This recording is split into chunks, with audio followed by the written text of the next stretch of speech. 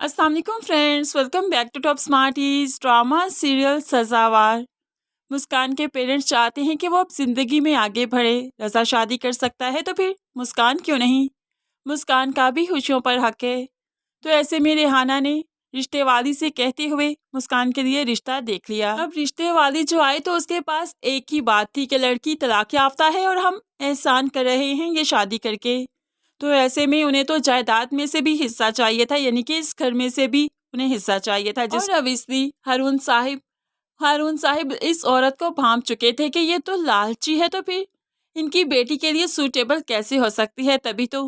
तभी तो हारून साहिब ने एक ही झटके में इनकार कर दिया और इस औरत को यहाँ से चलता किया। औरत तो बुड़बुड़ाती रही, तलाक याफ्ता कहती रही कि आप लोगों को कोई रिश्ता नहीं मिलेगा। आप लोगों को तभी रिश्ता मिलेगा जब आप लोग अपनी जायदाद में से उसे हिस्सा देने को तैयार होंगे। ये घर उसके नाम करवाएंगे।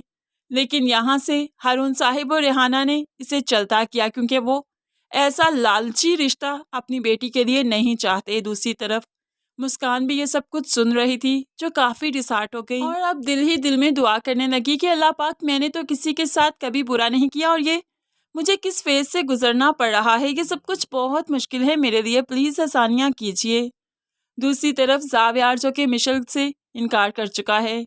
उसकी माँ ने मिशेल के साथ रिश्ता तय किया, लेकिन जावियार सबके सामने तो इनकार नहीं कर सका ताकि मिशेल की फीलिंग्स हर्ट ना हो। लेकिन अगले ही दिन मिशेल को रेस्टोरेंट में बुलाया और फिर उसके सामने अपनी फीलिंग्स रख दी कि तुमसे मोहब्बत नहीं करता, तुम्हें चाहता नहीं, तुम्हें जीवन साथी के तौर पर कभी देखा नहीं, तो कैसे एक्सेप्ट कर सकता हूँ। मम्मा तुम्हें चाहती हैं, मैं नहीं। अब जावियार जो कि मुस्कान को पसंद करता है, किसी और से शादी कैसे कर सकता है। मिशेल काफी डिसहार्ट होकर वापस गई तो अपने पेरेंट्स को सब कुछ बता दिया। तो फिर अब जावियार की मदर को भी कॉल आ गई, जो कि काफी इंसल्ट किया उन्होंने कि जब आपका बेटा इस शादी के लिए तैयार नहीं था, इस रिश्ते के लिए तैयार नहीं था, तो फिर हमें यहाँ तक क्यों लेकर आए, क्यों मंगनी तक बात की, पहले अपने बेटे से तो पूछा होता। तो बस इसी चीज का दुख अब माँ को था कि बेटे ने उसकी बात क्यों नहीं मानी। अब यहाँ पर माँ भी बेटे पर काफी गुस्सा करती है, मेरी बात की कोई अहमियत नहीं तुम्हारे सामने, जलील करवा के रख दिया तुमने मुझे। तो जावियार कहने लगा, मम्मा मैंने आपसे कहा तो था मुझे नई शादी करनी अभी, और यहाँ पर तो बिल्कुल भी नहीं करनी। तो माँ कहने लगी, अच्छा यहाँ पर नहीं करनी तो कहाँ पर करनी तुम्हें फिर शादी। अब जावियार अपनी माँ को सच बता ही देगा, लेकिन जावियार की माँ किसी भी तरह नहीं चाहती कि एक मामूली सी टीचर उनकी स्कूल की, उससे वो अपने बेटे की शादी कर दे। स्टेटस भी कोई चीज़ है इस औरत के सामने, और उस स्टेटस पर मुस्कान पूरी नहीं उतरती। दूसरी तरफ बहुत ही चालाकी से सुंबुल रज़ा को अपने जाल में फंसाती जा रही है, माँ की बहन के खिलाफ करती जा रही है, रो धोकर सच्ची हो जाती है, जिस पर सुंबुल को ही रज़ा सच्चा समझता है और माँ बहन को सुंबुल की वजह से बातें सुनाता है। खैर यहाँ पर रज़ा शुरू से ही कानों का कच्चा है और अब जाकर वो अपनी माँ और बहन के खिलाफ भी खड़ा हो चुका है, सिर्फ और सिर्फ सुंबुल की वजह से। एक तरफ तो सुंबुल रज़ा के सामने रो धोकर उससे अपने दुखड़े सुनाती है कि माँ तुम्हारे जाने के बाद मेरे साथ बहुत बुरा बिहेव करती है, क्योंकि आंटी मुझे शायद बहू के रूप में एक्सेप्ट नहीं कर पा रही। तो दूसरी तरफ जैसे ही रज़ा ऑफिस जाता है तो फिर अपनी सास के सामने सीना तान कर खड़ी हो जाती है कि मेरे साथ उलझने की कोशिश भी मत कीजिएगा, मैं जैसे जिंदगी गुजार रही हूँ गुजारने दीजिए, मुझे रोक टोक पसंद नहीं है और आपका रोकना टोकना किसी सूरत मुझे नहीं पसंद, इसलिए अपने काम से काम रखिए और मेरे मामलात से दूर रहिए।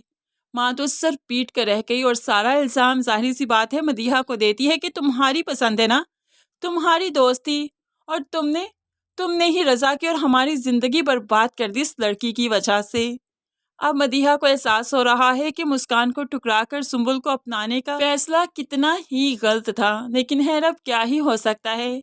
एक तरफ तो मदीहा अपने भाई की ज़िंदगी और दूसरी तरफ अपनी भी बर्बाद कर रही है। बेशक ये मकाफात ही तो है, किसी के साथ बुरा करोगे तो अपने साथ कैसे ही अच्छा होगा। मदीहा को जो लड़का पसंद करता है बेरोजगार है, छोटी सी फैमिली से ताल्लुक़ रखता है, सिर्फ मदीहा के सामने मोहब्बत के अल्फाज बोलता है, उसका हाथ पकड़ता है और मदीहा इसी पर ही पिघल जाती है, क्योंकि मदीहा को ये अटेंशंस पहले किसी और मर्द से नहीं मिली थी। यहाँ पर उसका फ्रेंड तो कह भी देता है कि मेरे पास जॉब नहीं, लेकिन फिर भी तुम्हें छोड़ना नहीं चाहता, बहुत मोहब्बत करता हूँ। तो मदीहा कह देती है कोई बात नहीं, जॉब भी मिल जाएगी, मुझे जॉब्स की ज़रूरत नहीं, मेरे पास बहुत पैसा है। अब यही तो वो चीज़ है, यही तो वो पॉइंट है कि ये लड़का मदीहा के पीछे पड़ा है क्योंकि इसके पास बहुत पैसा है, इनका बिज़नेस अपना है।